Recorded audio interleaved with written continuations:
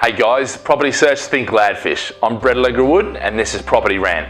So today the question is, too many high-rises being built, creating too much competition and creating high rental wars, too many investors, all right?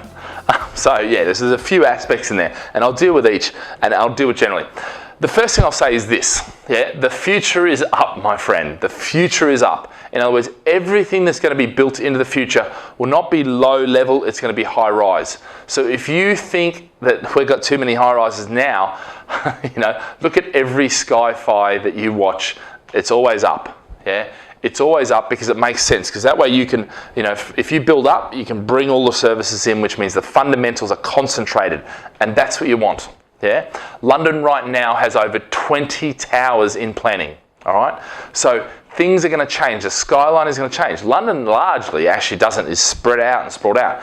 London's now going to start building up because that's the only way it can grow. It can't really spread out any further. It is quite spread out, okay? And if anyone lives there, you'll know what the traffic is like.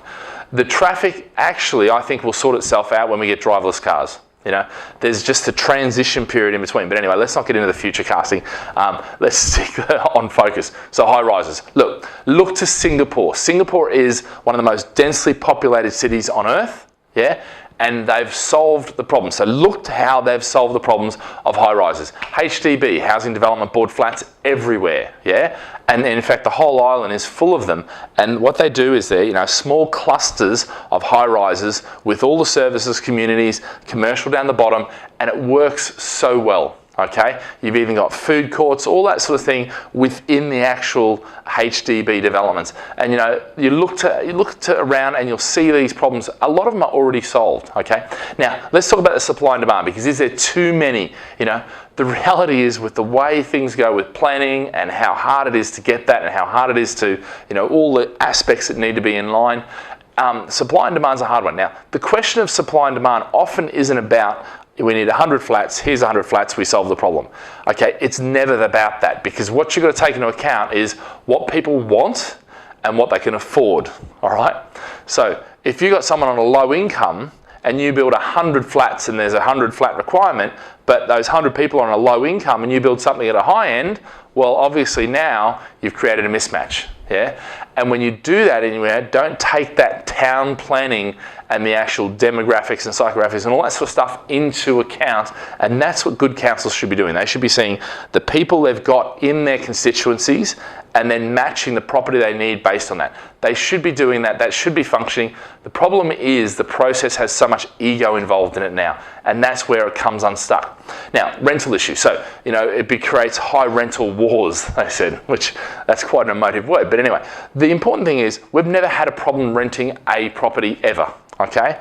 Now, does that mean that we've never had individual problems? We have. But generally, if you find the realistic market rent, a competent agent, you will get the place rent.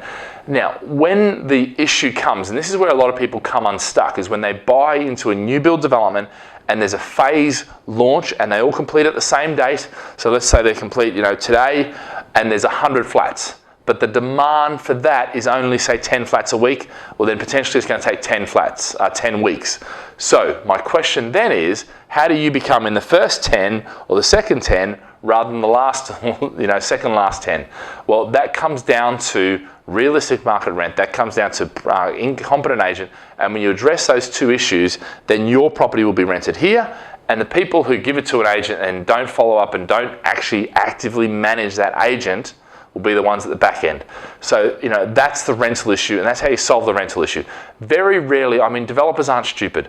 They don't just launch 100 flats onto the market knowing that there's not the demand there. They will phase them, okay? So they may do 20 a week or 10 a week or whatever it is over a period of time. All right, so they're smart enough to do that. And the final bit was, is there too many investors? Look, the interesting thing is, too many investors actually, no, there's not. If you look at the stats, in most countries, there's still a higher ownership than there is investment, okay? But property investment and buy-to-let investment has become the go-to for the mum and dad and for everyone else who's not a major corporate. You know, the problem I see with a lot of things is you've got these corporates coming in and just profiteering at every angle and really decreasing the services they provide, making, boosting their profits because their shareholders are more important than the people they're servicing.